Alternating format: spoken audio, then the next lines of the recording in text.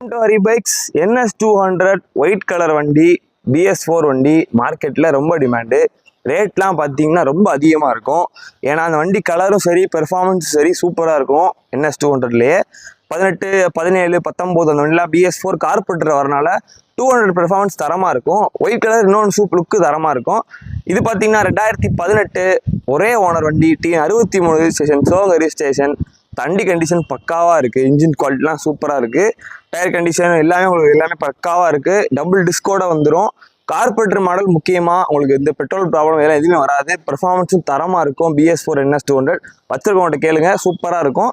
நம்ம இந்த வண்டி கேட்குற விலை 76,000 மட்டும்தான். 18 மாடலுக்கு இதே வண்டி 85,000, 83,000, 90,000 வரைக்கும் விற்கிறாங்க. 18 மாடல் ஒரு ஓனரை.